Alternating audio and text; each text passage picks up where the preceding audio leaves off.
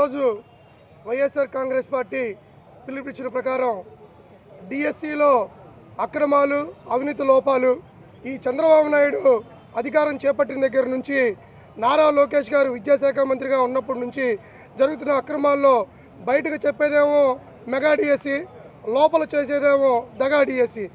ఇవ్వడానికేమో 25,000 అంటారు, ఇచ్చేటప్పుడే దానికి సగానికి కూడా ఇవ్వరు. అయినా ఈ రాష్ట్రంలో కష్టపడి చదువుకున్న ప్రతిభావంతులను వదిలేసి అక్రమ మార్గంలో ధనికులకి ఈ యొక్క ప్రభుత్వం కట్టబెడుతుంది. ఈ జాబులు అనేవి ప్రతిభావంతులు ఎన్నో సంవత్సరాల నుంచి కష్టపడి చదువుకుంటుంటే వాళ్ళకి రాకుండా అడ్డదారులు తొక్కి డబ్బులు తెచ్చుకొని వాళ్ళు ఈరోజు ఉద్యోగం సంపాదించుకుంటున్నారు. అంటే ఈ పేద ప్రజలు, ఈ యొక్క ఎస్సీలు, ఎస్టీలు, బీసీలు, అణగారిన వర్గాలు ఎప్పటికీ ఈ అవినీతికి గురవడమేనా? ఇంకెప్పటికీ మేలుకోదా? ఈ వైఎస్ఆర్ కాంగ్రెస్ పార్టీ ఆధ్వర్యంలో మేము రాష్ట్ర వ్యాప్తంగా ఈ యొక్క అవినీతి అక్రమాలపై సిబిఐ జరిపించాలని జగన్మోహన్ రెడ్డి గారు ఆదేశించారు.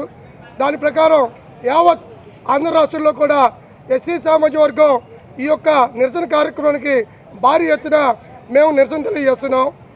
ఈ యొక్క కార్యక్రమం ద్వారా మేము తెలియజెప్పేది ఏంటంటే, రాష్ట్రంలో అవినీతి మార్గంలో జాబులు పోకుండా కేవలం ప్రతిభావంతులకి, చదువుకున్న వాళ్ళకి జాబులు ఇవ్వాలని చెప్పి ఈ నారా చంద్రబాబు నాయుడికి, నారా లోకేష్ గారికి మనకి సమస్య అంటే ఎప్పుడు ఒక ఆయన గుర్తొస్తాడు. ఎందుకంటే ఆయన వచ్చేది కేవలం వైఎస్ఆర్ కాంగ్రెస్ పార్టీని ఎండగట్టడానికి తప్ప ఆయనకి వేరే జాబే లేదు.